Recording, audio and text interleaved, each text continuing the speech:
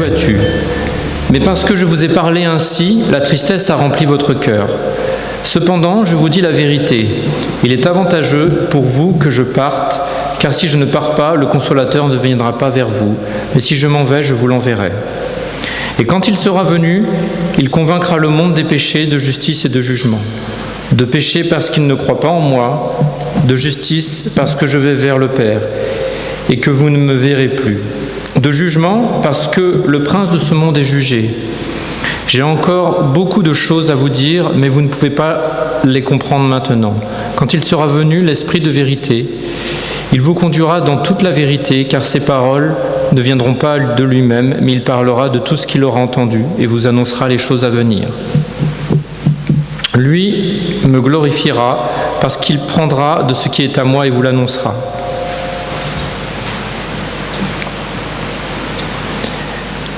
Tout ce que le Père a est à moi. C'est pourquoi j'ai dit qu'il prendra de ce qui est à moi et vous l'annoncera.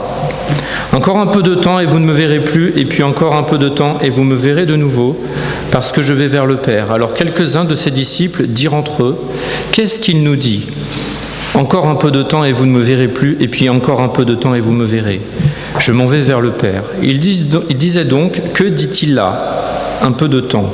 Nous ne savons de quoi il parle. » Jésus, sachant qu'il voulait l'interroger, leur dit, « Vous me questionnez les uns et les autres sur ce que j'ai dit. Encore un peu de temps et vous ne me verrez plus, et puis encore un peu de temps et vous me verrez. En vérité, je vous le dis, vous pleurerez et vous vous lamenterez, et le monde se réjouira. Vous serez dans la tristesse, mais votre tristesse sera changée en joie. » Prions.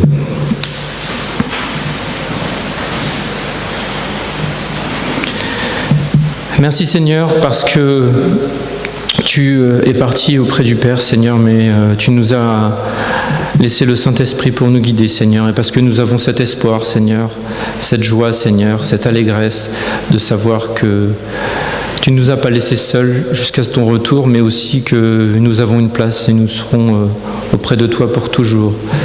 Malgré les épreuves, les tribulations, Seigneur, les maladies, les guerres, Seigneur, et tout ce qu'il se passe ici-bas sur terre, parce que nous pouvons, nous chrétiens, regarder vers toi, Seigneur, et garder cet espoir sans t'avoir vu que tout cela ne sera que passé, et nous serons près de toi pour toujours, Seigneur.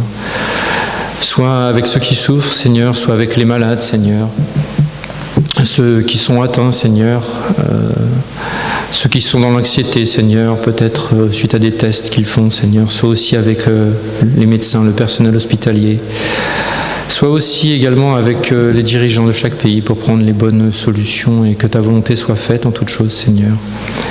Et garde ceux qui sont malades et ceux qui n'ont pas pu venir ce matin, au nom de Jésus. Amen.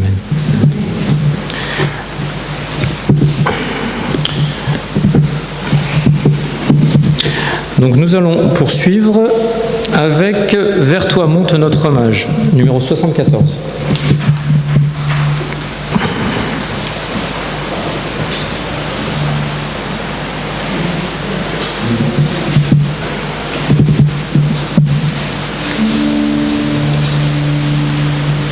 C'est bon, il est à l'écran ? Super.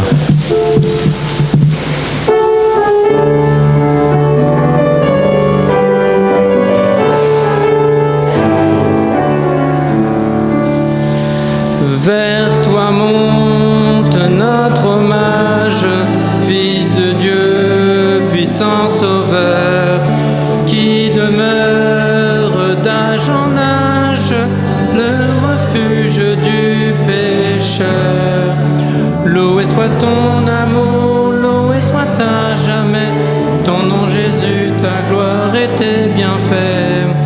Loué soit ton amour, loué soit à jamais, ton nom, ta gloire et tes bienfaits.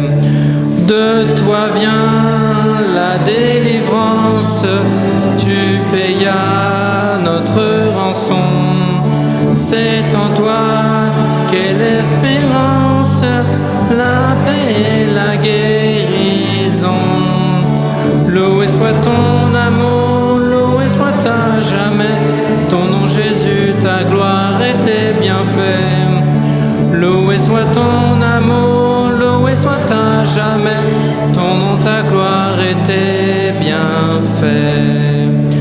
Par ta divine parole, chaque jour tu nous instruis, et par l'Esprit qui console, sûrement tu nous conduis.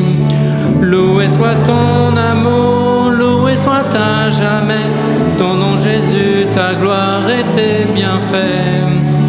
Loué soit ton amour, loué soit à jamais, ton nom, ta gloire et tes bienfaits. Par ta attente, tu combleras tous nos vœux. Sur la nue étincelante, tu viendras à nous des cieux. Loué soit ton amour, loué soit à jamais, ton nom Jésus, ta gloire et tes bienfaits. Loué soit ton amour, loué soit à jamais, ton nom, ta gloire et tes bienfaits.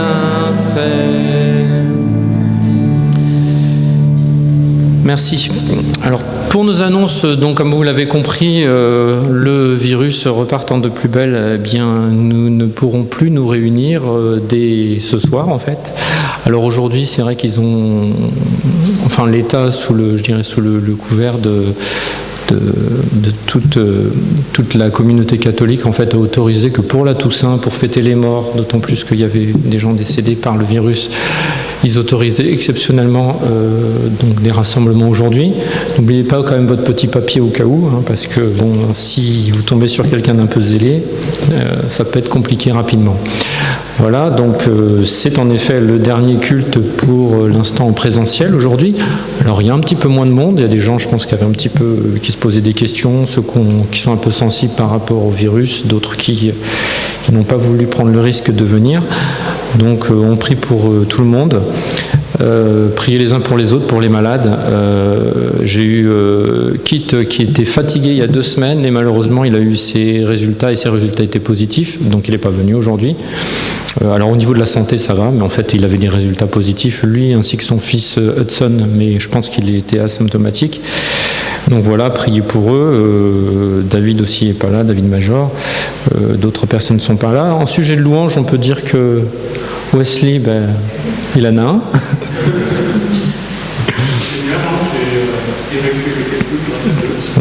Voilà, donc il était victime d'un calcul et c'est très douloureux et bon, grâce à Dieu, aux médicaments, à toutes ces choses-là, il a réussi à éviter l'intervention, donc c'est une bonne chose.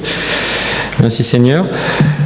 Donc à partir de la semaine prochaine, nous aurons plus des choses en ligne. Alors on essaiera de se rapprocher des gens qui sont, je pense à Bernadette et d'autres, mais qui n'ont peut-être pas l'opportunité d'avoir l'accès à Internet et d'être à l'aise pour avoir des messages. Donc on essaiera de faire, donc on verra avec Thiago, on essaiera de faire des annonces en fait chaque semaine.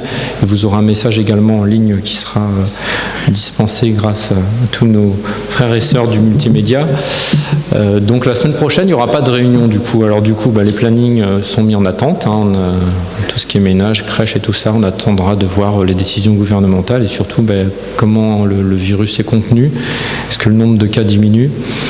Donc c'est pas simple, mais n'oubliez pas d'ouvrir votre Bible quotidiennement, d'être auprès du Seigneur, de prier, d'être enseigné par la parole, même si on ne pourra pas se rejoindre en présentiel. Et n'hésitez pas également, je pense que ça fait toujours plaisir à chacun de temps en temps de prendre des nouvelles des frères et sœurs, les appeler. Vous avez les numéros de téléphone, l'annuaire de l'église, c'est toujours sympa de prendre des nouvelles des uns des autres. Au niveau législation, n'oubliez pas votre petit papier dans vos déplacements, puisque finalement, ceux qui se sont compris des contraventions, c'est surtout ceux qui n'avaient pas de papier lors du premier confinement. C'est pas forcément parce qu'ils avaient mal rempli. Donc tout ce qui est école aussi se met en place, c'est compliqué parce que rien n'est fixé. On est encore en tâtonnement, et c'est pas les gens qui sont dans le milieu qui contrediront.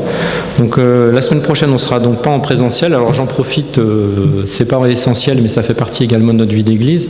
Si vous voulez donc continuer à donner votre dîme, vous pouvez en faire des virements par Internet. Ou éventuellement, si vous êtes en déplacement, alors je ne parle pas forcément pour le liquide, mais vous pouvez peut-être utiliser le courrier qui est relevé régulièrement, éviter le liquide, c'est sûr que c'est compliqué. Sinon, en ligne, ça marche très bien, c'est instantané. Voilà, est-ce que j'ai oublié d'autres choses? Eh bien, oui, Marie-Jeanne? Par courrier postal, tu veux dire? Oui, si tu mets l'adresse de l'église, tu mets un chèque. Ça peut être possible aussi, oui, tout à fait. Oui. Alors mettez bien l'ordre et tout ça dessus. Donc voilà, ça c'était pour les offrandes. La semaine prochaine, donc on n'a plus d'activité. Voilà, donc les prières, est-ce que... Donc j'allais demander si on avait des invités aujourd'hui, mais je ne crois pas. Aussi, Teddy, ça va mieux? D'accord. J'ai cru que tu n'étais pas asymptomatique, mais que c'était très léger, mais on m'a dit quand même que tu n'étais pas très bien. D'accord, super. Ouais, beaucoup. D'accord. Ok.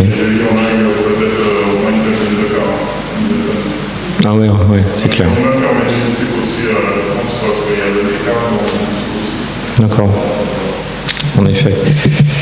Voilà, donc sinon, donc on devait avoir normalement des prédicateurs qui venaient, que vous connaissez, Jérémy la semaine dernière, Carré Abed qui devait venir aussi. On avait commencé à planifier les déplacements, puis là on fera tout, ce sera tout en ligne. Autre chose, donc on a des nouvelles de notre cher couple pastoral. Alors attendez, ils ont écrit un petit mot. Ah, il y a la photo. Voilà, vous les voyez, ils sont arrivés. Ok, bonjour à notre famille de l'Église. Nous sommes bien arrivés au Texas et étions bien accueillis par une bonne partie de notre famille texane. Nous sommes chez nous, à Liberty Hill, où nous nous reposons, contraints de nous confiner pendant 15 jours à cause du Covid. Difficile de rester à la maison quand nous sommes si près de nos enfants, mais on essaie de rester sages. Nous pensons bien à vous et vous souhaitons un bon culte dimanche. Soutenez-vous les uns les autres dans l'amour du Seigneur. Que Jésus-Christ reste notre guide et notre inspiration en toutes circonstances. Nous restons de cœur avec vous. Nous vous embrassons, Paul Alexis. Donc vous voyez, 50 ans de ministère, la petite photo. Donc voilà, sachant que Paul donc reviendra en février, mais donc on a vivement, j'ai assez insisté quand même, peut-être de ma faute, mais on a vivement insisté pour qu'Alexis revienne aussi, qu'on puisse éventuellement, si on a un peu moins de problèmes de distanciation et de communion fraternelle, qu'on puisse faire un vrai quelque chose avant qu'ils partent tous les deux prendre leur retraite. Voilà, est-ce que j'ai oublié des annonces ce matin ? Ok, merci à Olivier de s'être déplacé pour le piano, sinon on n'avait pas de piano ce matin. Alors, je dénigre pas les guitares et les basses, mais le piano c'est sympa aussi. Ça donne du volume dans la salle. Et les violons, pardon, j'ai oublié la violoniste. Voilà, donc nous allons poursuivre avec le prochain chant.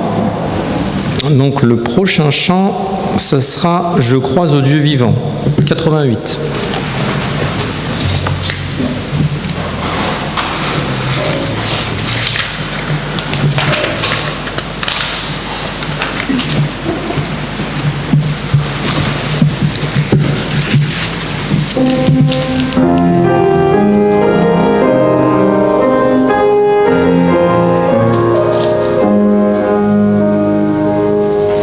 Je crois au Dieu vivant, des cieux le Créateur.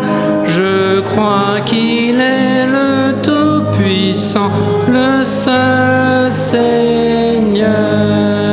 Je sais qu'il est amour, il m'aime et me conduit.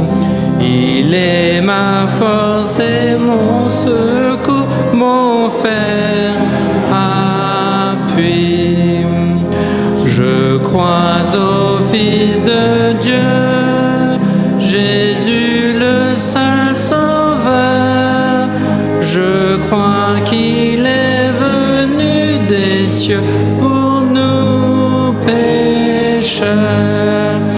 Il est mort sur la croix, il sort du toit tombeau.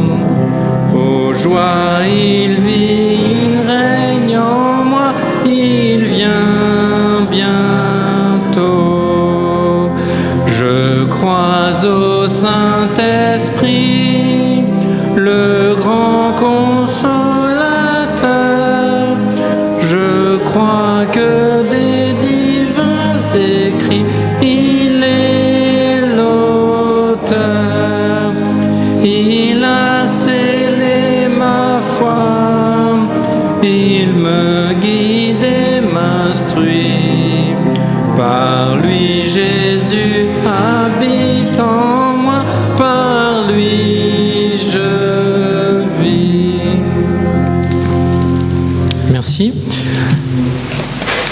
Et nous allons poursuivre par une lettre que nous avons reçue de Bulgarie, de Joël Chiron, donc, qui nous a écrit de son ministère difficile donc en Bulgarie. Montana, octobre 2020. Moi, j'ai confiance en ta bonté, j'ai de l'allégresse dans le cœur à cause de ton salut. Je chante à l'Éternel, car il m'a fait du bien. Psaume 13, 6. Chers frères et sœurs, que le Seigneur bénisse chacun d'entre vous.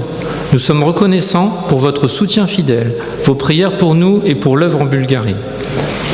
Toutes les réunions se font normalement en respectant autant que possible les mesures d'hygiène. Cette épreuve fait réfléchir beaucoup de gens et les pousse à chercher Dieu. Presque chaque dimanche à Montana, nous voyons de nouveaux visages. Certains ne reviennent plus après, mais d'autres se joignent à l'assemblée qui grandit peu à peu. Nous prions que l'amour fraternel et la parole amènent les âmes assoiffées à la connaissance du Seigneur Jésus-Christ. Nous avons repris les activités de jeunesse et voyons se former un très sympathique groupe de jeunes d'une dizaine environ. Plusieurs d'entre eux sont des enfants de l'Église et s'entendent très bien entre eux. Concernant le pays, nous avons un automne magnifique, le ciel bleu des pays de l'Est, les couleurs flamboyantes de la nature. Le Seigneur, par sa création, désire nous réjouir malgré les temps difficiles. La Bulgarie connaît une deuxième vague épidémique, nettement plus sévère que la première. Pour l'instant, nous ne sommes pas soumis à un confinement strict, mais devons redoubler de prudence. Je vous parlais dans la dernière lettre de Steve Stitan, malade du cancer. Son état s'est aggravé rapidement et il est décédé à la fin du mois de juillet. J'ai pu le visiter plusieurs fois pour le soutenir dans ces derniers moments. Svetan, a confessé avec assurance sa foi dans le Seigneur Jésus jusqu'au bout. Nous avons depuis un contact régulier avec sa veuve Dani. Elle est très reconnaissante pour notre affection et pose des questions en relation avec la foi. Nous prions que son cœur s'ouvre et qu'elle se convertisse. Nous continuons à prier pour la famille d'Omid et Evgenia et leurs 3 enfants. Omid est musulman originaire du Kurdistan irakien. Il cherche Dieu mais ne s'est pas encore converti. Evgenia a accepté le Seigneur mais souffre de son passé et traverse des moments difficiles. Elle travaille dans l'atelier de couture de la structure d'accueil. Priez pour Ronion, 60 ans, qui lutte toujours pour ne pas boire. Il fait des petits travaux dans le quartier Xigan de Montana pour faire vivre son épouse et son petit-fils dont il a la garde. À Berkovica, la famille d'Ivan et Sonia, fidèles depuis des années dans notre assemblée, a besoin de nos prières pour leurs 2 enfants. Leur garçon Ivo, 23 ans, a accepté le Seigneur et est très attachant. Mais il souffre de dépression et d'attaques de panique qui l'empêchent presque de travailler. C'est un habile artisan très apprécié. Ivo tient bon dans la foi cependant. Sa sœur Elena, 28 ans, traverse des moments très difficiles. Elle s'était éloignée du Seigneur depuis plusieurs années et vivait en concubinage à Sofia avec un jeune homme qu'elle a brusquement abandonné. Elena est revenue au Seigneur dans cette épreuve et a besoin de nos prières. À la maison d'accueil de Slivovic, nous avons dû demander à Pépi, notre dernier pensionnaire, de partir après une série d'incidents. Il s'était mis à boire en cachette et faisait des désordres dans le village la nuit. Nous allons toujours à la maison d'accueil 2 fois par semaine avec quelques jeunes pour des moments de travail, un repas ensemble et une petite réunion, mais ne logeons plus personne en permanence là-bas pour l'instant. La famille. Ma camélia a eu une nouvelle aggravation de sa santé en septembre, nouvelle hémorragie extrêmement fatiguée. Elle a dû passer une semaine à l'hôpital à Sofia, dans les services d'endocrinologie. Les examens ont révélé un trouble de l'hypophyse. Camille suit depuis un traitement adapté, elle se sent mieux et arrive même à travailler à la maison dans la gestion de la petite entreprise agricole, mais se sent très faible et a besoin de nos prières. Nos 2 garçons, Martin et Benjamin, sont ensemble à Sofia. Martin exerce dans une petite clinique vétérinaire et Benjamin poursuit ses études de psychologie à l'université d'York en Angleterre, à distance sur Internet en raison de la pandémie. Nous nous réjouissons de chaque contact plus personnel que nous pouvons avoir avec vous au téléphone ou par mail. N'hésitez pas, que le Seigneur vous bénisse à son service dans toutes vos activités, de tout cœur, Joël et Camélia. La situation est difficile pour eux également. Vous voyez que la deuxième vague n'est pas qu'en France. Et c'est vrai que j'ai eu l'occasion de d'avoir Joël à 2 reprises au téléphone, et c'est toujours un plaisir de discuter avec lui et de partager un peu leur vie et ce qu'ils font là-bas. Nous continuons à les soutenir, donc il faut prier pour eux. Et j'afficherai les lettres au fond, si vous voulez prendre des coordonnées ou écrire, même par mail. Je pense que peut-être Marie-Jeanne le fait de temps en temps. Donc n'hésitez pas. Voilà. On va donc poursuivre par la suite par un autre chant.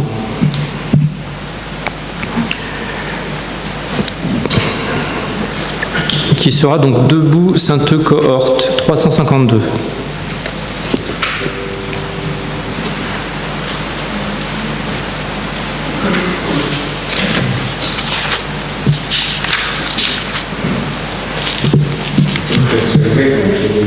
En fait, c'était indiqué sur ma feuille, mais je l'ai oublié.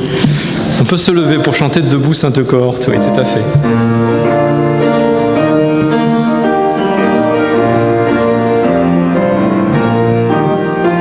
Debout, Sainte Cohorte, soldats du roi des rois, tenez d'une main forte l'étendard de la croix, au sentier de la gloire, Jésus-Christ nous conduit de victoire en victoire, il mène qui le suit.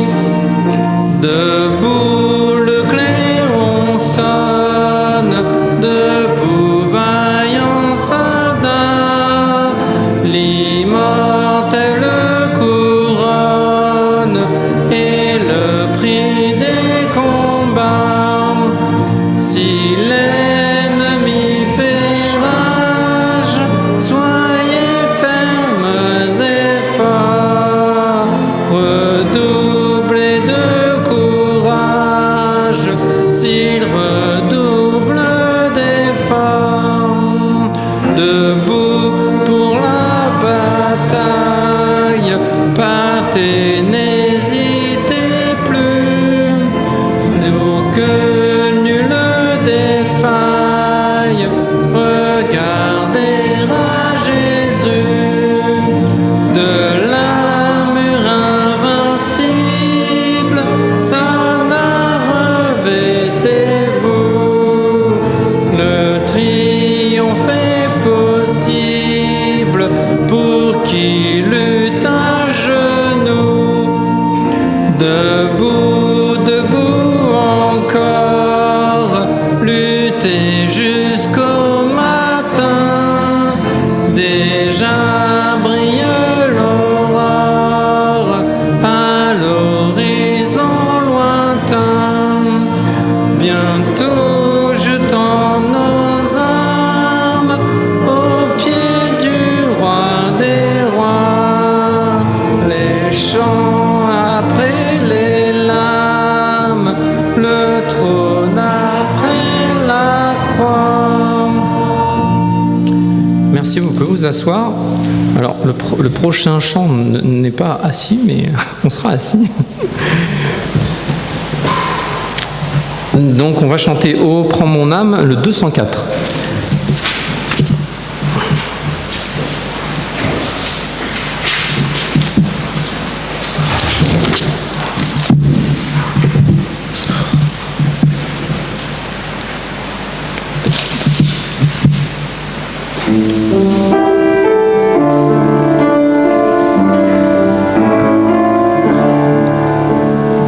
Oh, prends mon âme, prends-la, Seigneur, et que ta flamme brûle en mon cœur, que tout mon être vibre pour toi.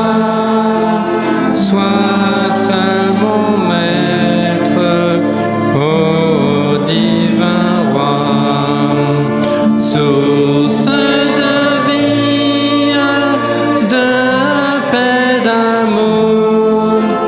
Vers toi je crie la nuit, le jour. Entends ma plainte, sois mon soutien.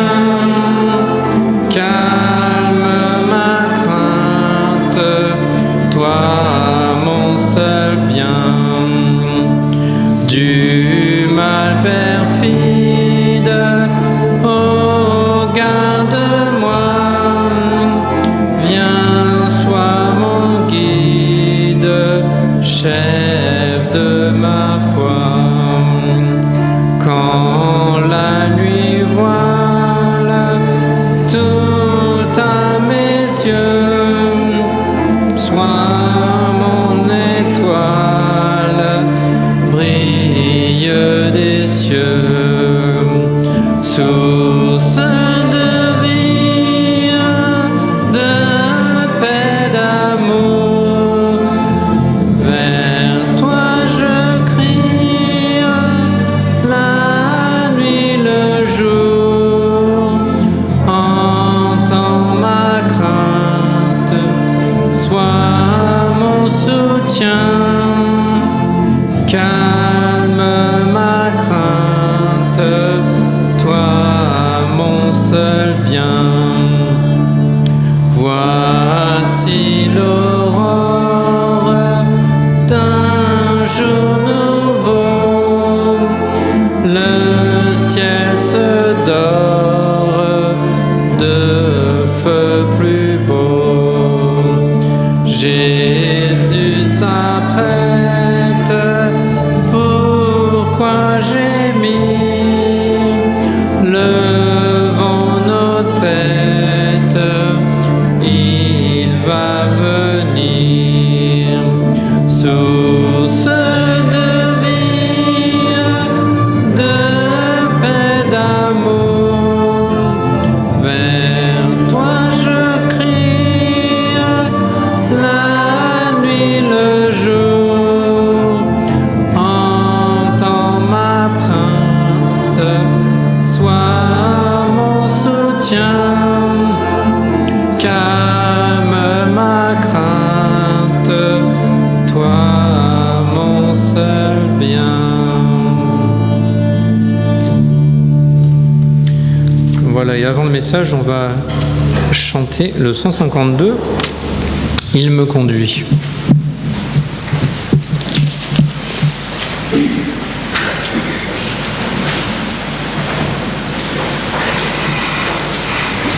Et pour mieux se faire conduire, on va se lever, s'il vous plaît.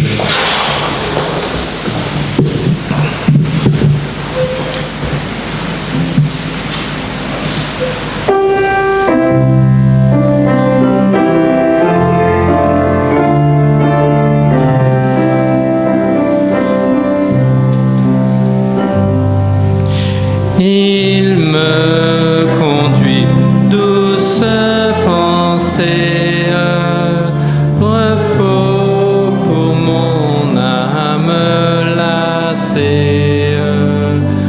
En tout lieu son regard me suit et par la main il me conduit.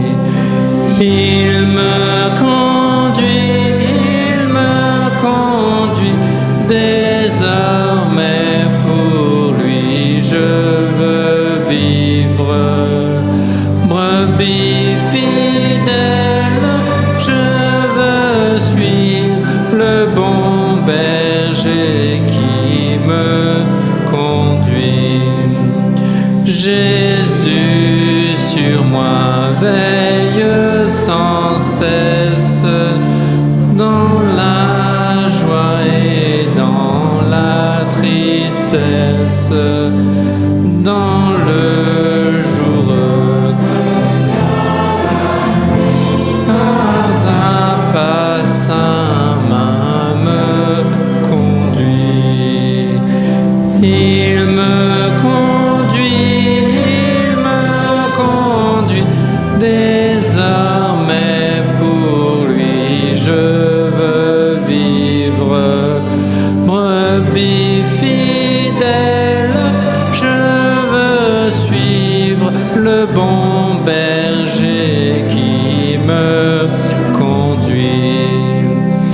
Comme un rempart, il me protège, il me préserve de tout piège. Loin de moi l'ennemi s'enfuit quand par la main Christ me conduit. Il me conduit désormais, pour lui je veux vivre. Brebis fidèle, je veux suivre le bon berger qui me conduit. Quand mon heure sera sonnée, mon œuvre ici-bas terminée, je dirai dans la sombre nuit, je ne crains point, il me conduit. Il me conduit désormais, pour lui je veux vivre. Brebis fidèle, je veux suivre le bon berger qui me conduit. Amen. Merci, vous pouvez vous asseoir. Et je vais laisser la place à Thiago pour le message ce matin. Que le Seigneur bénisse ses paroles.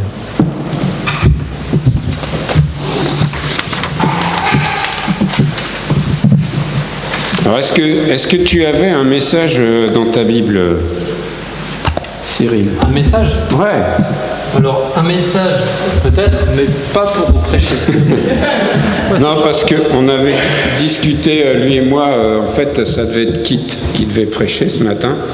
Comme l'a annoncé Cyril, il est positif au Covid, donc Kit, oui. Il a fallu donc revoir nos plans rapidement.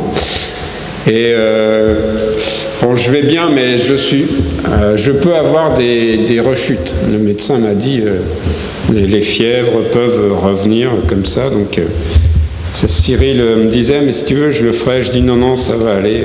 M'appelle-moi si jamais il y a un souci. Je dis oui.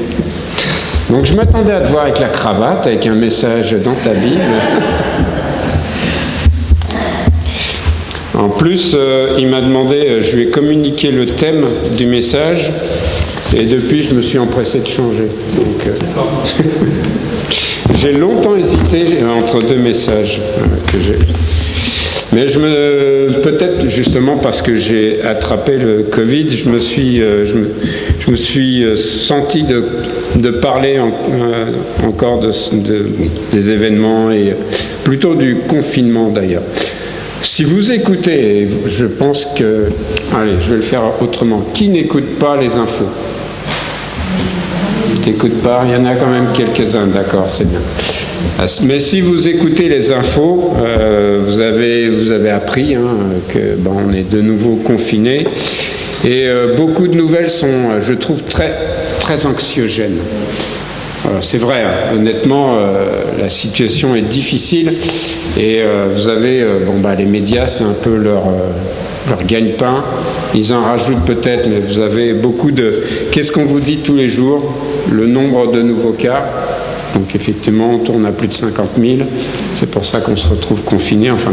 C'est parce que apparemment la pandémie avance très vite. On vous donne le nombre de décès, on vous donne le nombre de personnes hospitalisées, le nombre de personnes qui rentrent en réanimation. On vous parle de tous les petits commerces qui malheureusement sont obligés de fermer, qui peut-être ne rouvriront pas. On vous parle de beaucoup, beaucoup de choses anxiogènes. Et moi, ce que je voudrais voir avec vous ce matin, c'est est-ce que le confinement, pas le mot en lui-même, mais est-ce que l'idée de confinement est présente dans la Bible? Donc on va prier et puis on va regarder ça ensemble. Seigneur, nous sommes heureux de pouvoir encore une fois être dans ta maison, que nous profitions d'être encore ensemble aussi pour partager la communion fraternelle, Seigneur, le plaisir de se voir. Et nous te remercions pour cela. Nous te remercions aussi d'avoir protégé notre pasteur et son épouse sur leur voyage, Seigneur. Que tu les bénisses là-bas aux États-Unis, que tu bénisses leur santé, que tu bénisses leur séjour en famille. Et nous tenons à eux. Ils sont chers à nos cœurs, que tu les gardes. Que tu sois aussi avec ceux qui souffrent ou qui sont malades, Seigneur. Comme l'a dit Cyril ce matin, nous pensons à Kit, son fils, que tout se passe bien pour eux.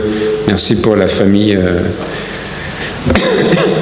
de Wesley qui va mieux aussi, pour lui-même, Seigneur, pour sa santé qui se remet complètement de son problème. Nous te remettons vraiment cette Église entre tes mains. Les temps sont difficiles aussi pour les Églises, Seigneur, pour ces difficultés à se réunir. Que nous puissions te rester fidèles, que nous puissions mettre ces temps pour nous tourner vers toi. Profiter aussi de la technologie pour pouvoir continuer à entendre ta parole, Seigneur, et que vraiment tu nous gardes entre tes mains, et que tu gardes vraiment ceux qui sont malades, ceux qui souffrent, soit aussi avec ceux de notre Église qui travaillent dans des hôpitaux, des EHPAD. Protège-les, Seigneur. Je te demande ces choses au nom de Jésus. Amen. Donc, à votre avis, est-ce qu'il y a des confinements dans la Bible? Est-ce que la Bible parle de confinement? Oui. Donc, on va en voir quelques-uns ce matin. Dites-vous déjà, dans la Bible, quand Dieu voulait parler à son peuple, il l'emmenait au désert ou dans un lieu clos. On va voir par exemple un lieu clos, c'était l'arche de Noé. Alors s'il y a un confinement qui devait être difficile, c'était celui de l'arche de Noé. Ou dans une pièce close, et c'est le cas de la Pentecôte. Donc la Bible parle de multiples confinements. Et ces confinements, c'est préfigurait toujours ou une sortie ou voire une nouvelle naissance. Donc, si parlons de deux récits bibliques qui sont de bons exemples, je crois, de confinement. Donc, je viens de le dire, il y a Noé. Donc, si vous voulez relire le confinement de Noé, vous lisez Genèse 7. Et il y a la nuit de la Pâque. Vous vous souvenez de la nuit de la Pâque? Les Hébreux sont confinés chez eux, ils sont invités à rester chez eux, et leurs portes ont été... ils devaient mettre du sang d'agneau sur leurs portes pour éviter la 10e plaie. Donc la 10e plaie, souvenez-vous, c'est le décès des premiers-nés, de tous les premiers-nés. Donc ici, vous avez vraiment deux confinements, un dans le cas de Noé qui a été long, et un aussi pour le peuple d'Israël, chez eux, pour éviter le décès de leur enfant, si en plus ils avaient mis du sang sur le linteau de leur porte. Donc ici, vous voyez, dans le cas de Noé, ils sont confinés, vous pourrez relire, je vous dis, Genèse 7, ils sont restés confinés plusieurs semaines. Et c'était un confinement, on connaît la taille de l'arche, elle était très grande, mais ils étaient très nombreux, beaucoup d'animaux, et donc c'était un confinement difficile. En plus, il fallait avoir la foi. Ils entendaient la pluie qui tombait, et ils devaient se dire, mais quand est-ce que ça va s'arrêter? Quand est-ce qu'on va pouvoir sortir? Mais contrairement à Noé, donc qui échappe au déluge grâce à l'arche où ils sont réfugiés, les Hébreux, eux, ne survivent pas parce qu'ils sont confinés. C'est le sacrifice de l'agneau qui fait la survie du peuple. C'est pas parce qu'ils sont enfermés, mais c'est parce qu'ils ont fait ce que Dieu leur a demandé. Et donc ils ont mis le sacrifice, ils ont sacrifié les agneaux qui assurent leur protection. En fait, ils sont protégés parce qu'ils sont engagés vis-à-vis de Dieu, parce qu'ils ont obéi à la parole de Dieu.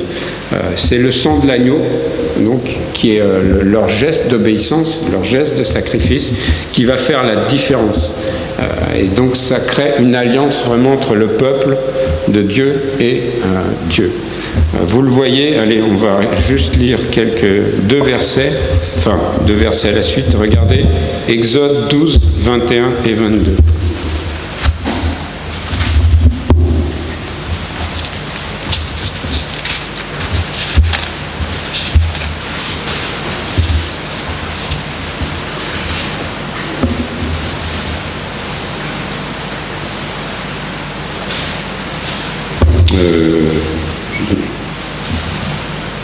Une erreur, attends.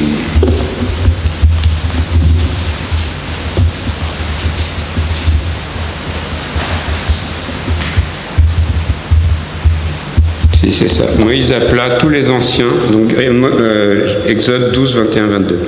Moïse appela tous les anciens d'Israël et leur dit: allez prendre du bétail pour vos familles et immoler la Pâque. Vous prendrez ensuite un bouquet d'hysope, vous le tremperez dans le sang qui sera dans le bassin, et vous toucherez le linteau et les deux poteaux de la porte avec le sang qui sera dans le bassin. Nul de vous ne sortira de sa maison jusqu'au matin. Donc on voit ici le confinement et le sacrifice du sang qui a permis que leurs enfants premiers-nés, aux Hébreux, en tout cas à ceux qui ont respecté, puissent être sauvés et ne pas périr comme ont péri tous les premiers-nés, que ce soit les animaux ou les hommes égyptiens. Donc on voit ici un autre type de confinement. Il s'agit en tout cas de deux confinements qui sont ordonnés par Dieu lui-même. Ce n'est pas des confinements qu'on subit, c'est vraiment Dieu qui les a provoqués. Mais il prévient les justes, il prévient son peuple de l'imminence d'un danger qui va arriver, d'un danger extérieur. Et nous, on vit un danger extérieur. Et c'est un danger dont on doit se prémunir. Ils l'ont fait, nous aussi, on doit se prémunir de ces dangers. Mais ces confinements ont aussi été représentés quelque chose qui après donne vraiment une délivrance. Ça représente une importante sortie. Après, souvenez-vous, après tous les décès des premiers-nés égyptiens, enfin, Pharaon autorise le départ de tout le peuple d'Israël avec tous leurs animaux. Donc on a vraiment une sortie importante. Et on voit ici donc le confinement. Après, à l'inverse, c'est vraiment une grande délivrance, un grand départ pour le peuple d'Israël. Et pour Noé et les siens, c'est aussi un très grand changement, parce que une fois que Dieu a supprimé de la terre tout le peuple, tous les gens qui étaient qui s'étaient détournés, éloignés de lui, la sortie de Noé et de sa famille représente, en tout cas pour un certain temps, un nouveau départ pour l'humanité sans péché. Mais je dis bien temporairement. Un certain temps, tout a changé. Tout a été nouveau, différent. Et donc on voit ici ce confinement qui conduit à un résultat vraiment très différent. Ou la libération du peuple d'Israël, ou donc une nouvelle humanité pour un temps qui ne se détourne pas de Dieu. Donc ce matin, je voudrais voir avec vous, on va parler du confinement au travers de 4 questions que j'aimerais approfondir et regarder. La première, c'est comment comprendre que les fléaux dans la Bible et que les épidémies soient envoyées par Dieu. Effectivement, on pourrait se dire, c'est dur de la part du Seigneur de nous envoyer des épidémies comme par exemple celle qu'on vit actuellement. Effectivement, dans les deux récits dont on vient de parler, on a une espèce de paradoxe, c'est-à-dire que c'est à la fois Dieu qui châtie et c'est Dieu qui protège. C'est effectivement Dieu donc ces deux provoquent le déluge et provoquent le décès de tous les premiers-nés de ceux comme le peuple d'Israël qui n'a pas mis de sang sur son linteau, mais c'est aussi lui qui sauve la famille de Noé et c'est aussi lui qui sauve les enfants d'Israël. Donc C'est vrai que c'est paradoxal.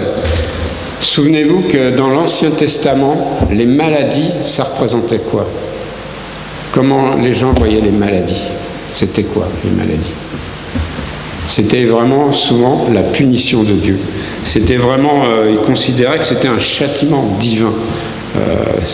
Par exemple, on va regarder, par exemple, la lèpre. Eh bien, la lèpre, c'était vraiment considéré comme un châtiment divin. Et donc, c'était pas seulement le peuple d'Israël. Tout le Proche-Orient avait la même notion à cette époque que les maladies, c'était les punitions de Dieu. On le voit dans la Bible pour le peuple d'Israël, pour la lèpre, mais tous les peuples aux alentours avaient la même notion de la maladie, c'est la punition de Dieu. Donc on voit, il faut surtout, on peut se poser des questions, pourquoi Dieu fait cela. Je pense qu'en tout cas, il ne faut surtout pas le lire comme ça pour ce que nous vivons actuellement. Dans le cas du Covid, il ne faut pas considérer que c'est une punition de la part de Dieu. C'est des vieux réflexes qu'on a qui sont un peu liés à l'Ancien Testament. On sait que Jésus a changé les choses avec la mort sur la croix. Effectivement, du temps de l'Ancien Testament, c'était la loi, c'était les punitions qui allaient avec la loi, avec la désobéissance. Mais je ne pense pas que ce soit notre cas. Un autre exemple, au-delà de la lèpre, par exemple, au Moyen-Âge, quand il y a eu la peste noire, est-ce que vous vous souvenez qui on accusait? Peut-être si vous vous rappelez de vos cours, peut-être, enfin, moi je me souviens, on nous en avait parlé, mais comme ça. On considérait que c'était les Juifs qui empoisonnaient les puits, et c'était donc de leur faute. Et donc on cherchait toujours un bouc émissaire. Une maladie, c'est quelqu'un qui l'a provoquée, il y a quelqu'un qui est en cause. Mais on voit qu'avec Jésus, les choses ont changé. On peut regarder un passage qui est assez représentatif de ça, que j'aime bien regarder. Regardez avec moi Jean 9, 3.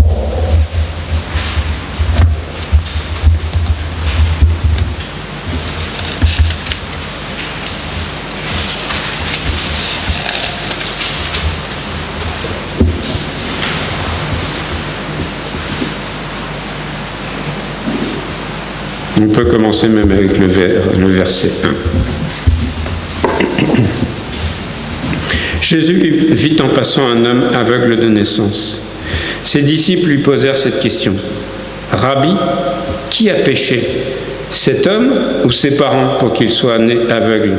Jésus répondit, « Ce n'est pas que lui ou ses parents aient péché, mais c'est afin que les œuvres de Dieu soient manifestées en lui. » Donc on voit ici, ils avaient ce vieux réflexe, comme je disais, une maladie, une punition, une cause. Et Jésus dit non, c'est ni lui, ni ses parents qui ont péché. Donc on voit ici que les choses changent. Et donc effectivement, il ne faut pas considérer que le Covid, c'est une punition de la part de Dieu. Deuxième question, est-ce que l'isolement qui est indiqué dans la Bible et qui sert à la préservation du péché? Donc si je m'isole, est-ce que je m'isole du péché? Est-ce que ça me protège du péché? Donc je vous parlais de la lèpre. Suivant la loi juive, avoir la lèpre par exemple, ça entraînait une exclusion totale. Celui qui avait la lèpre, il devait non seulement quitter toute la communauté, mais en plus, quand on passait près de lui, il devait dire lépreux, lépreux, pour que les gens s'éloignent vraiment de lui. Donc on voit ça, c'était une exclusion totale. C'était tant qu'ils avaient la lèpre, c'était le cas. Regardez Lévitique 13, 46.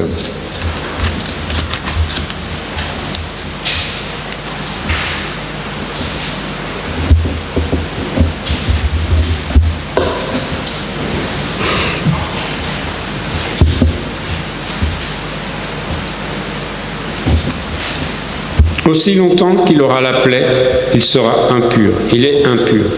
Il habitera seul. Sa demeure sera hors du camp. Donc on voit ici, ça les excluait, mais c'était une maladie qui était très contagieuse.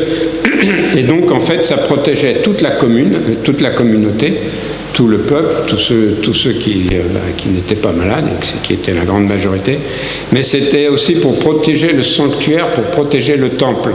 D'ailleurs, par rapport au temple et au sanctuaire, c'était les malades qui devaient être exclus, c'était les étrangers qui étaient exclus, c'était les femmes qui avaient leurs règles qui étaient exclues, c'était les personnes qui avaient touché un cadavre qui étaient exclues, c'était les gens qui avaient mangé du porc qui étaient exclus. Donc on voit ici tout un tas d'exclusions et on pouvait vite mis de côté. Donc on voit ici, c'est pas forcément pour nous protéger du péché.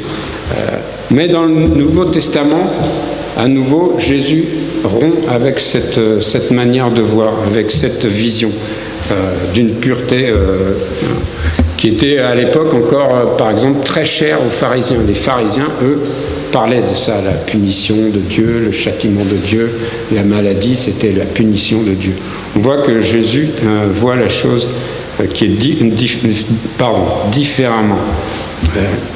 Jésus, on le sait, considère que la véritable impureté, c'est le péché, c'est ce qui sort de l'homme, c'est pas ce qui rentre, c'est pas la nourriture qu'on ingère qui est un péché, comme par exemple, vous voyez manger du porc, mais c'était ce qui sortait du cœur, les péchés, les mauvaises actions, les mauvaises pensées. Ça, c'était ce que Dieu voyait comme un péché, et c'était pas donc la maladie ou autre. Donc on voit ici que l'isolement, c'est pas forcément la préservation du péché. Troisième question, en quoi s'isoler permet-il de se rapprocher de Dieu? On parle toujours de confinement et donc on va s'isoler. Regardez Matthieu 6,6 tout de suite.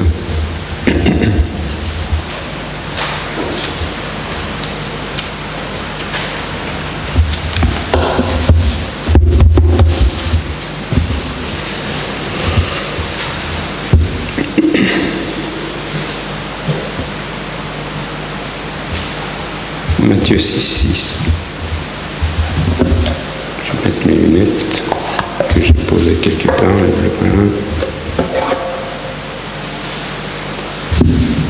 Mais quand tu pries, entre dans ta chambre, ferme la porte et prie ton Père qui est dans le lieu secret. Et ton Père qui voit dans le lieu secret te le rendra. Donc on voit ici que ça permet en tout cas de nous éloigner de un peu du public. Ça permet aussi d'être peut-être loin de l'hypocrisie parfois des gens et aussi de la pression qu'on peut mettre sur les chrétiens, sur ceux qui sont engagés vis-à-vis de Dieu. C'est un temps à part où on peut effectivement, comme on voit dans ce verset, s'isoler, être tranquille pour parler au Seigneur. Certains versets disent que c'est même dans la pièce la plus retirée, enfin certaines versions disent que c'est même dans la pièce la plus retirée de la maison qu'il faut aller pour prier. Donc on voit ici qu'effectivement ça nous permet de nous rapprocher de Dieu. Ça donne des instants privilégiés. Vous avez votre vie de tous les jours et vous courez, et, enfin nous courons et on a l'impression qu'on a du temps pour rien et parfois on a aussi l'impression qu'on a moins de temps pour le Seigneur. Eh bien ces temps-là nous sont donnés pendant le confinement, si vous êtes confinés chez vous. Même si on a l'impression que ce nouveau confinement est plutôt un confinement travail, ou comme diraient certains à l'époque, on disait métro, boulot, dodo. C'est vraiment l'impression que ça donne. Mais ça, c'est quand même des temps de confinement où, par exemple, vous devez rester chez vous. Et donc, on voit ici qu'on peut les mettre tout à fait à profit. Dans la Bible, le désert, souvent on voit le désert comme un lieu dangereux, comme un lieu où il fait sec, où il manque d'eau, où il fait température élevée. Mais dans la Bible, le désert, comme je l'ai dit tout à l'heure, était vraiment un lieu privilégié pour rencontrer, pour rencontrer Dieu. c'était à l'écart, c'était isolé, c'était plus silencieux. Et donc souvent il y a eu, la Bible nous en parle. Quand le peuple est sorti d'Égypte, vous savez qu'après ils ont désobéi et donc ils ont été condamnés à errer 40 ans dans le désert. Mais ces 40 ans dans le désert, on peut considérer que peut-être pour le peuple d'Israël, et jusqu'à ce que toute une génération disparaisse, ça a été un âge d'or, peut-être, on peut quand même appeler ça comme ça, pour la relation entre Dieu et le peuple d'Israël. Rien ne venait interférer entre Dieu et son peuple. Et donc c'était, oui, j'ai appelé ça un âge d'or, c'était vraiment un temps pendant lequel le peuple élu a pu se rapprocher de Dieu, a pu être tourné vers Dieu parce qu'il y avait beaucoup moins d'autres sollicitations qui les auraient détournés de Dieu. Donc ils étaient très proches de lui. L'idée de la vie monastique chez les catholiques vient de là, de cette idée de se mettre à part pour Dieu. Et donc de vivre dans l'isolement, dans le silence, dans un cloître, dans la prière. Après, ce qui moi me choque, c'est qu'on sait que le peuple d'Israël est retourné, on va dire, entre parenthèses, dans le monde, ils sont allés, conduits par Dieu, ils ont pris possession du pays promis. La vie monastique, je peux la comprendre un certain temps, j'ai du mal à la comprendre, qu'on puisse sa vie entière le faire, puisque je ne vois pas qui en tire profit à part celui qui la vit.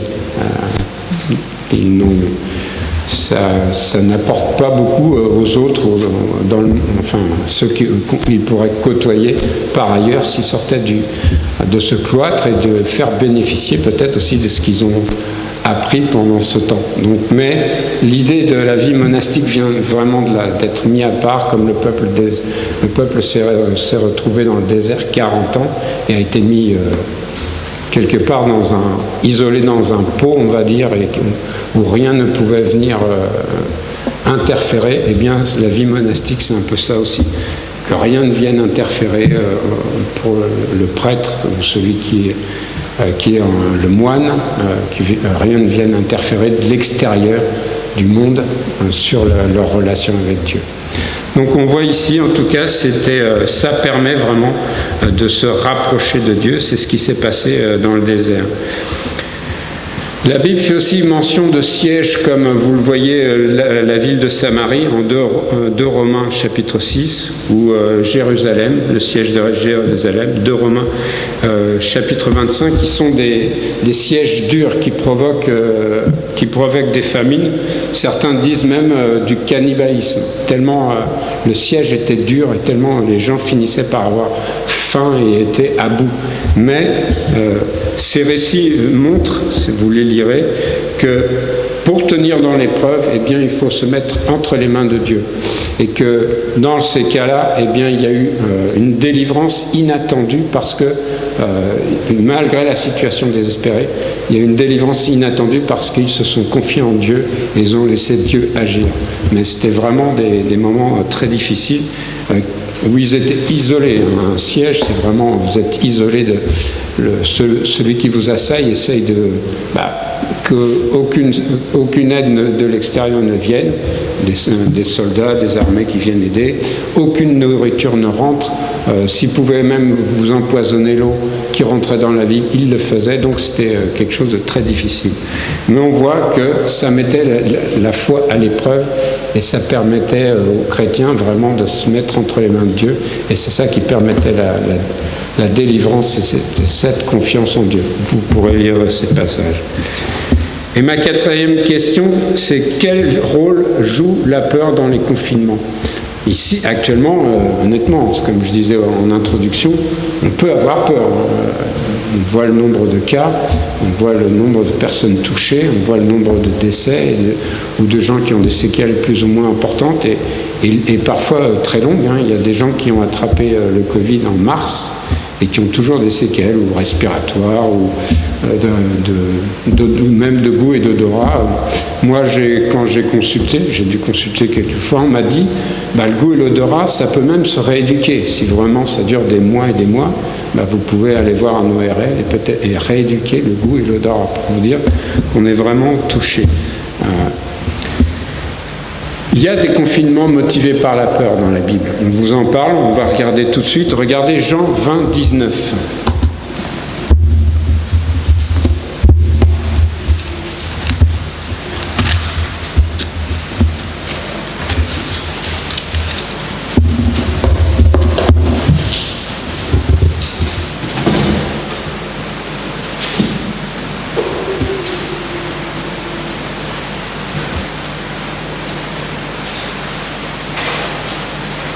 Le soir de ce jour, qui était le premier de la semaine, les portes du lieu où se trouvaient les disciples étaient fermées à cause de la crainte qu'ils avaient des Juifs.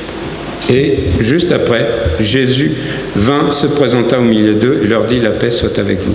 Donc on sait, Jésus a été crucifié et mis dans le tombeau. Et donc on voit ici les disciples se réunissent, mais on voit qu'ils ferment la porte parce qu'ils ont peur, ils ont la crainte des Juifs. Ils ont peur peut-être qu'on vienne essayer de les faire mourir aussi. Et on voit pourtant ici Jésus qui vient, et pour utiliser le mot confiné, Jésus aussi était confiné, il était confiné au tombeau. Mais il se présente au milieu d'eux et il leur apporte, si vous lisez un peu plus le passage, vous verrez que c'est là qu'il leur donne le Saint-Esprit. Donc c'est le moment de la Pentecôte. Ce qui est intéressant, c'est que si vous lisez, les disciples ne sont pas blâmés par Jésus pour s'être confinés. Ils ne sont pas blâmés pour leur crainte, pour leur doute et pour leur confinement. Le confinement, finalement, leur confinement, il est respecté. Il n'est pas mis en cause du tout par Jésus. Mais on voit que c'est Jésus qui les rejoint. Autrement dit, on peut dire qu'ils ne sont plus seuls. Et donc on voit ici que on pourrait dire autrement, si on ne peut pas aller à Dieu, là ils étaient confinés, ils étaient seuls, eh bien c'est Dieu qui vient vers eux. Et c'est ce qu'on peut penser aussi pour nous. On pourrait penser que si les autorités nous empêchent d'aller dans la maison de Dieu, eh bien même s'ils le font, eh bien ça ne nous empêche pas de prier, de nous tourner vers Dieu et de savoir, comme ça a été le cas pour les disciples, que Dieu viendra vers nous. C'est pas parce qu'on ne peut plus se réunir. On sait bien que notre vie de chrétien, elle se vit tous les jours, à tout instant, toute la semaine. Et c'est vrai que c'est une joie de pouvoir se retrouver le dimanche, de pouvoir entendre la parole de Dieu, de pouvoir se retrouver ensemble, d'être enfin seulement entre chrétiens, de se sentir libre, de parler plus facilement de notre foi et de demander des nouvelles des uns et des autres, d'avoir la communion fraternelle, d'entendre la parole de Dieu, de partager la Sainte Seine, de partager aussi les baptêmes et tout ce qu'on peut, toute la vie d'Église. Mais ça ne s'arrête pas parce qu'on va rester à la maison. Si nous, on ne peut pas venir aller un peu de manière imagée vers Dieu dans sa maison, Dieu viendra vers nous, comme il l'a fait pour les disciples. Donc on peut voir que s'ils sont dans la crainte, on peut dire, la crainte, c'est qu'on a peur. Donc on peut aller... C'est un mot qui est un peu plus péjoratif, mais finalement, ils étaient peureux. Ils étaient inquiets, ils étaient peureux. Même si des fois, les enfants disent peureux, c'est péjoratif. Oui, si on a la peur, c'est qu'on est peureux. Et c'était le cas des disciples.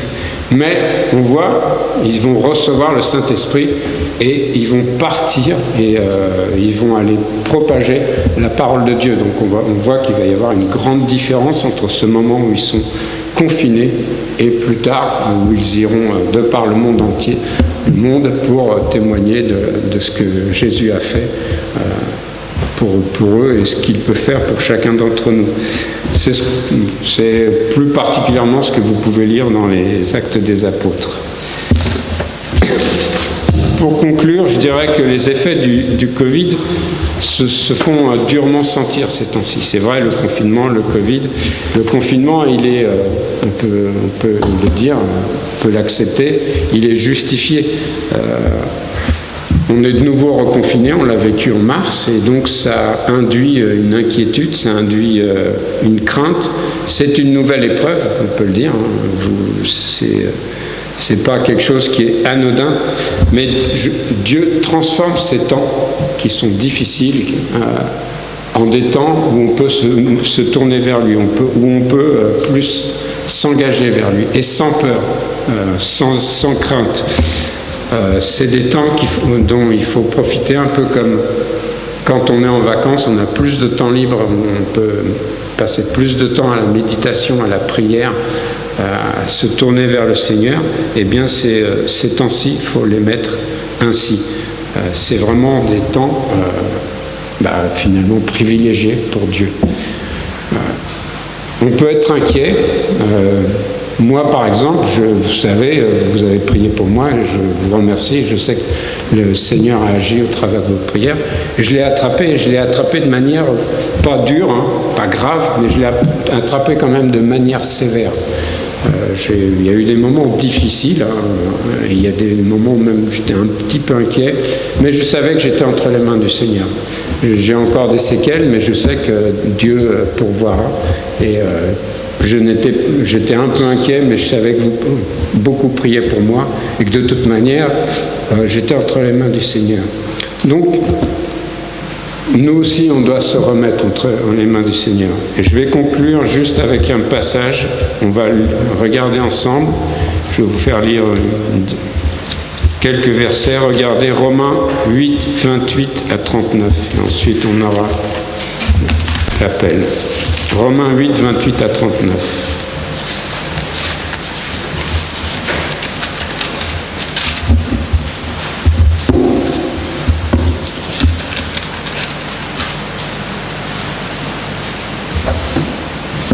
Nous savons du reste que toute chose concourt au bien de ceux qui aiment Dieu, de ceux qui sont appelés selon son dessein.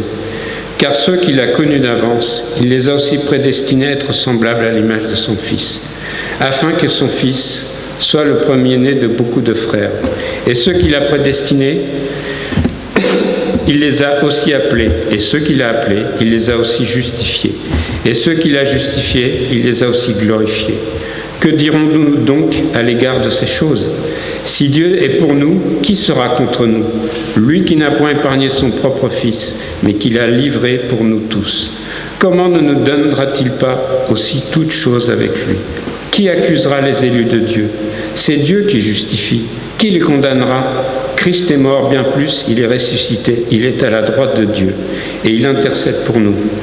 Qui nous séparera de l'amour de Christ? Sera-ce la tribulation, ou l'angoisse, ou la persécution, ou la faim, ou la nudité, ou le péril, ou l'épée? Selon qu'il est écrit, c'est à cause de toi qu'on nous met à mort tout le jour, qu'on nous regarde comme des brebis destinées à la boucherie. Mais dans toutes ces choses, nous sommes plus que vainqueurs par celui qui nous a aimés. Car j'ai l'assurance que ni la mort, ni la vie, ni les anges, ni les dominations, ni les choses présentes, ni les choses à venir, ni les puissances, ni la hauteur, ni la profondeur, ni aucune autre créature ne pourra nous séparer de l'amour de Dieu manifesté en Jésus-Christ notre Seigneur. Amen. Levons-nous, je vais laisser la place à Cyril pour le chant d'appel.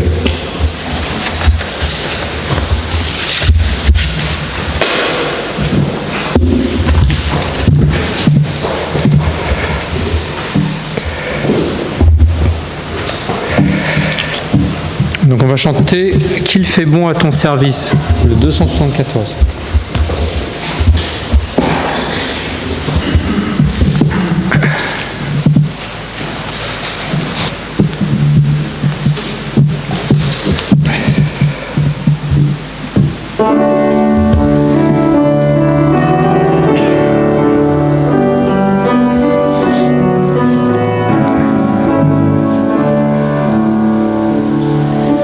Qu'il fait bon à ton service, Jésus mon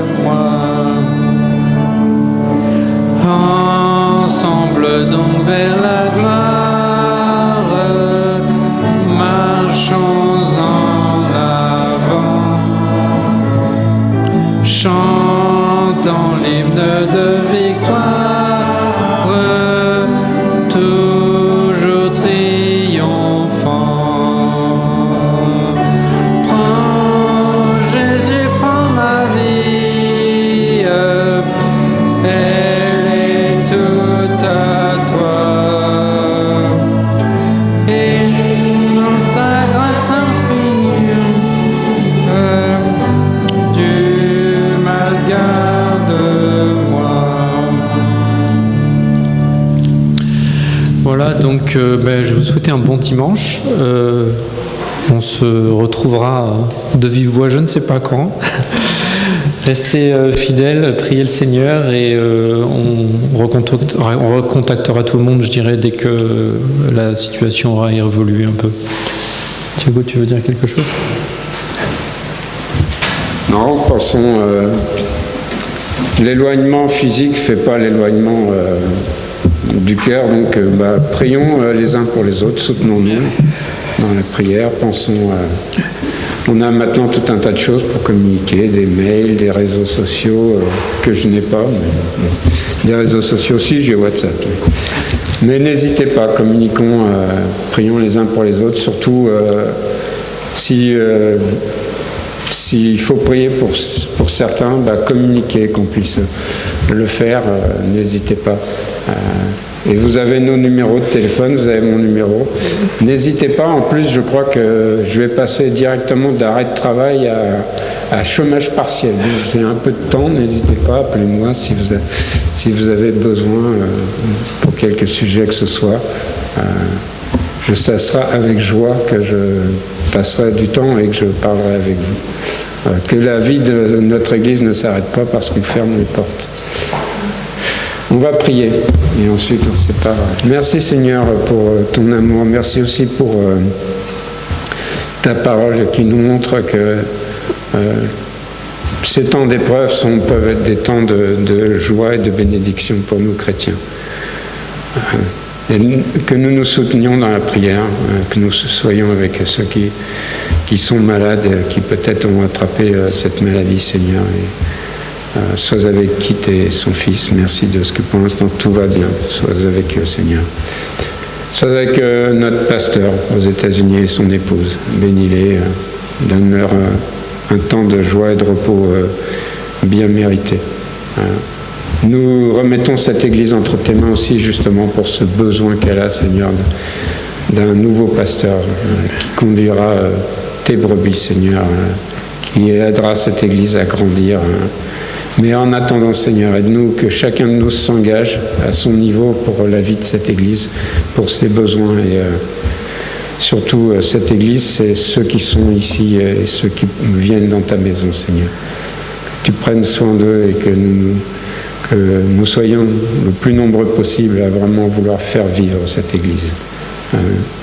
Nous savons que c'est un temps de changement, Seigneur. Mais aide-nous à vraiment être présents et vouloir être une bénédiction pour cette Église, Seigneur. Tu nous appelles, chacun d'entre nous, par ses talents, par ses capacités, à faire le plus possible pour toi. Que notre foi, qui peut être mise à l'épreuve pendant ce temps-là, s'en trouve grandie, Seigneur. Je te demande ces choses au nom de Jésus. Amen. Amen. Donc, on vous souhaite un très bon dimanche et à bientôt, je ne sais pas quand, mais prenez soin de vous, donnez des nouvelles et comme a dit Cyril, il a beaucoup de rôles, Cyril, il a aussi le rôle de chargé de la communication, donc il communiquera avec vous pour savoir quand on pourra reprendre. Merci. Ouais.